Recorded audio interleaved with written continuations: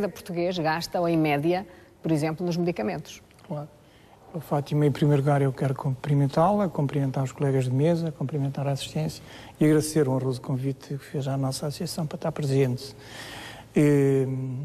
Sobre esta matéria, dizer o seguinte, na sequência da sua pergunta, e também um pouco daquilo que o professor Augusto Mateus disse, que é assim, e eu acho que nós somos um país fantástico a impor regras, a terminar regras. Nós temos, às vezes, até regras a mais. Nós temos um problema muito grande. E o problema é, efetivamente, a monitorização e a avaliação.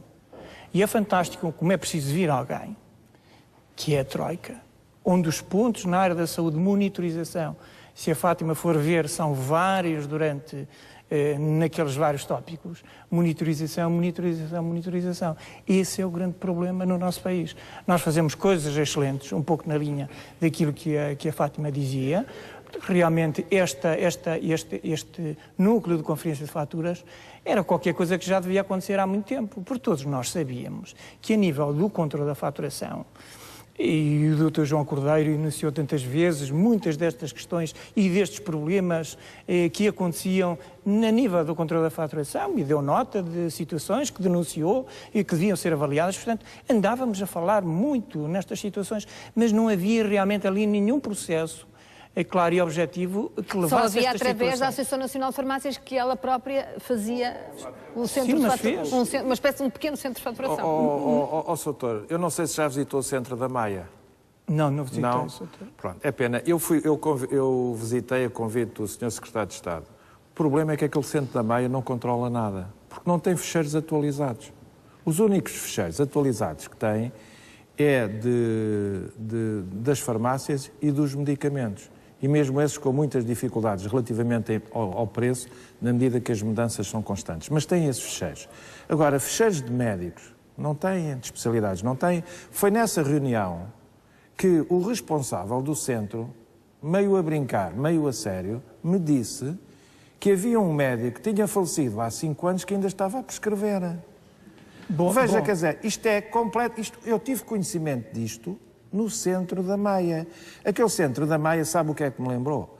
Parecia uma casa forte de um banco, onde se está ali a investigar a receita, se há rasuras na receita, se a data está certa, se está errada, se houve ali uma alteraçãozinha, porque aquilo é uma coisa do outro mundo. Aquilo merece ser visitado.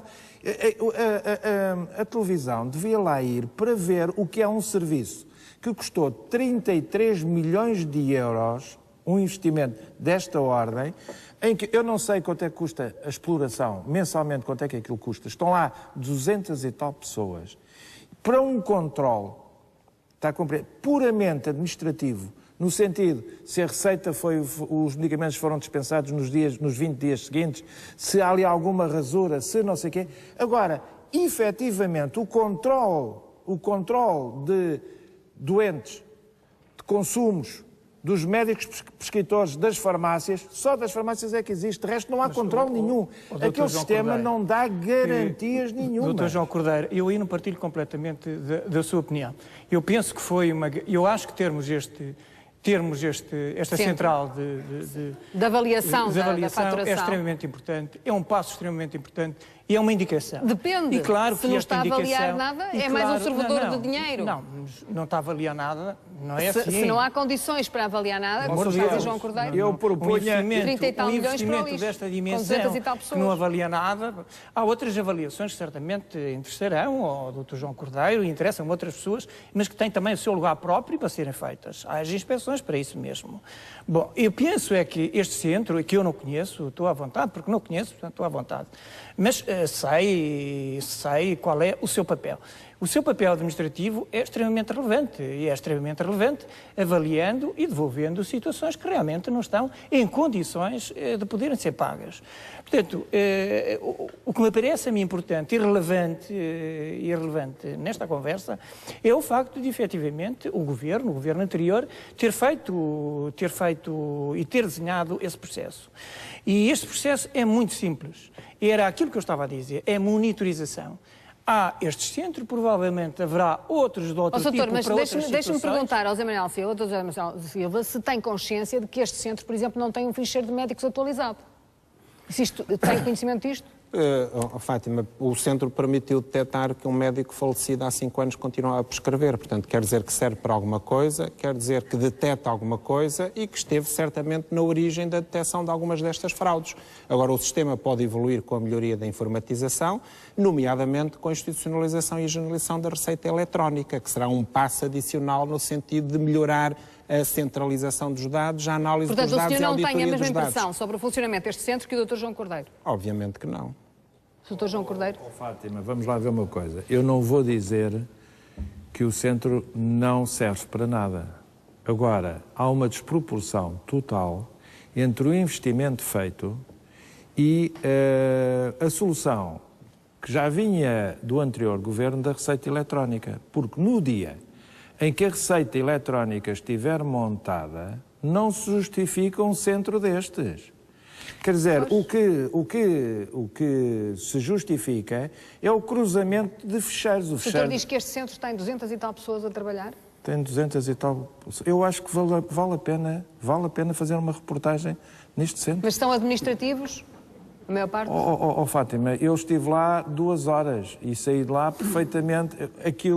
A montagem de um centro daqueles é de uma mente doente. Porquê? Porque resultou da situação, da desconfiança total do ministro, que aliás conhece bem, e que só via fraudes nas farmácias.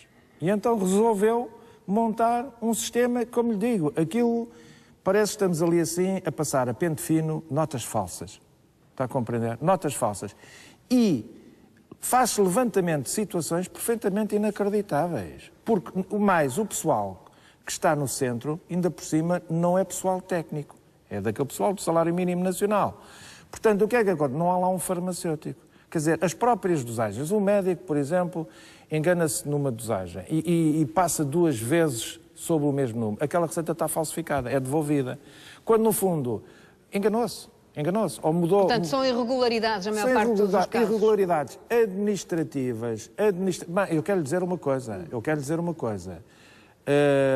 Nós tivemos muitíssimo receituário devolvido e chegou-se a um consenso sobre essa matéria e as coisas evoluíram bastante bem, num sentido positivo. Agora, uma das coisas que eu gostava, efetivamente, era de saber quanto é que mensalmente custa aquele centro. E francamente, fiquei preocupado porque aquele centro, no dia em que estiver montado o sistema da receita eletrónica, aquele investimento vai diretamente para o caixote de lixo. Pelo menos por parte do receituário, não se justifica minimamente aquele centro. É o mesmo, tem o Sr. Reis Turgal. Agora ia-lhe chamar Reis Turgal. Pronto. Tudo bem. Doutor, faz favor. Sr. Professor. Muito obrigado. Eu também quero agradecer o facto de estarmos aqui presentes, do Infarmed estar aqui presente, que é a Autoridade Nacional do Medicamento e dos Produtos de Saúde, que tem como função a garantia da qualidade e da segurança dos medicamentos numa rede europeia. E, embora não tenha a ver diretamente com esta questão que está aqui neste momento a ser discutida, mas há uma questão maior, que é da política do uso racional do medicamento. E, portanto, o uso racional do medicamento pressupõe que ele é utilizado como bem importante, de uma forma criteriosa e bem utilizado.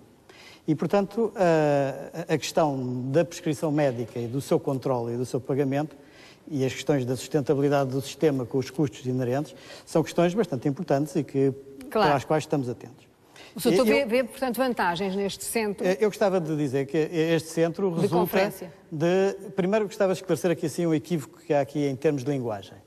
Aquilo que o Dr. João Cordeiro chama receita eletrónica não tem a ver com a prescrição informática ou eletrónica, aquilo que é utilizado pelo Ministério da Saúde, tem sido utilizado como receita eletrónica. São 2 questões distintas. O Sr. fala de uma receita totalmente desmaterializada e aqui assim estamos a falar de receitas que são impressas a partir do computador e que depois têm a assinatura do médico e uma vinheta. Portanto, quando o Sr. fala de quando houver receita eletrónica, é um outro mundo a partir da experiência de Porto Alegre que referiu, não é a realidade atual. Mas é a realidade da Madeira, por exemplo? Na realidade atual do continente, podemos dizer que 95% das receitas prescritas nos centros de saúde são já naquilo que nós chamamos de receita eletrónica. E naquilo que é nos hospitais ronda os 60%. Portanto, neste momento temos mais de 65% de todo o receituário prescrito naquilo que nós chamamos de prescrição eletrónica. E daqui resultam, em média, 6 milhões de receitas por mês, ou seja, cerca de 70 milhões, de 72, 70 milhões, facilitar as contas, de receitas por ano. E havia 18 centros, nos 18 centros que faziam conferência de faturas. Hoje há um centro que faz a conferência destes 6 milhões de faturas por mês. Quantas pessoas trabalhavam nesses 18 centros? Não faço ideia, de qualquer forma. O sistema é diferente porque também houve uma evolução, não é? De receitas completamente manuais para agora receitas eletrónicas. E hoje em dia o centro tem progredido bastante, depois de grandes dificuldades, como é natural, de uma concentração de 18 para 1, e para um número tão elevado de receitas, e não parando o sistema, porque continuaram sempre a ser prescritas as receitas. E eu falei hoje com um dos responsáveis que me disse que, exatamente neste próximo mês de julho, entre 1 e 10, as farmácias serão pagas no respeito ao mês de maio, o que é a primeira vez que vai acontecer conseguir este intervalo tão pequeno. Portanto, este é um centro que consegue detectar problemas, e acontecem problemas, mas os problemas são mínimos. E isto vem ligar-se à questão inicial, não é? Porque, são mínimos, não, doutor. Há problemas, enfim, podem ser mínimos, mas que já saltaram aos olhos. Deixe-me voltar à questão essencial. Os problemas de alguma fraude, esses são reais, não é? Médicos falecidos. Como disse o Sr. Bastonário e o meu colega, que o sistema funciona, não é? Porque detecta aquilo que há. Sim, e houve no início grandes problemas porque detectava coisas demais, não é? E por isso havia grande conflituosidade com as farmácias, que foi sendo reduzida, como foi acabado de dizer, e hoje em dia está a tentar funcionar de uma forma, penso eu, que vai satisfazer 2 objetivos. O controle de qualidade do pagamento que é feito, ou seja, pagar-se de facto aquilo que foi prescrito como deve ser, e, no segundo, fornecer um conjunto de dados que vai permitir monitorizar progressivamente a qualidade da prescrição, aquilo que é prescrito pelos médicos, saber quantos medicamentos genéricos é que são prescritos, quantos é que não são, etc. Há todo um conjunto de saber que vai decorrer do conhecimento do que é a faturação, conhecimento esse que é muito importante para se poder avançar na qualidade daquilo que é a prescrição em Portugal, poder definir as orientações terapêuticas. Portanto, no seu entender, é um avanço e muito importante naquilo que é. Mas eu gostava de voltar só ao princípio à questão dos 40% da fraude. Porque, lendo o relatório de atividades de 2010, da Inspeção-Geral de Finanças, sim. Eu, na minha leitura, estes 3 milhões, que são uma pequena gota d'água, pequeno cabaz, porque estamos a falar de uma despesa total de 2 mil milhões e meio. 3.165 milhões de receitas. Milhões. Isto não é nada e não foi tirado, não é uma amostra aleatória. Foi a partir, como aqui diz, a partir das anteriores relatórios e participações efetuadas ao IGF e ao Ministério Público, a partir destas participações, eles foram estudar o que é que se passava. Ou seja, há de facto, e o Infarmed também o faz, há de facto todo um conjunto de processos em curso, que estão em geral sob segredo de justiça, não é? Em que a Judiciária está a averiguar, em que há fraudes, porque o mundo da saúde é como qualquer outro. Claro, estamos a falar de menos de 0,1% destes 3 milhões. E, portanto, eu quero chamar a atenção que o essencial, o sistema funciona bem. O essencial, as pessoas têm as suas comparticipações conforme o seu grau de... a sua capacidade social para adquirir os medicamentos ou a patologia que têm. E a política do medicamento que existe entre nós é uma política, quanto a mim, muito positiva e certamente vai continuar. Já lá vamos, doutor. Eu queria agora ouvir o Sr. Bastonário dos Farmacêuticos. Qual é a sua opinião sobre, já agora que estamos a falar deste Centro de Conferências de Avaliação, e também no que diz respeito à possibilidade de fraude e irregularidades na política do medicamento? Muito bem, Fátima, boa noite. Cumprimento também a si, aos colegas de painel, à assistência, aos seus telespectadores que estão lá em casa. Gostava de lhe dizer que, de facto, é uma matéria que tem sido recorrente, como disse muito bem. Mas chegou a hora de sermos consequentes. De uma vez por todas há que ser consequentes, porque senão passamos o tempo nesta suspeição permanente, que é muito mau para todos os profissionais de saúde, desde logo médicos e farmacêuticos, e, portanto, eu rejeito liminarmente esta suspeição permanente que foi sendo criada e dá-me ideia que alimentada, e eu parece-me que é para todos muito negativa. Entendo a nossa missão à frente da Ordem dos Farmacêuticos como, desde logo, uma missão de salvaguarda do interesse público. E é, portanto, nessa perspectiva de salvaguarda do interesse público e de também defesa da saúde pública que nós condenamos veementemente qualquer fraude que possa existir.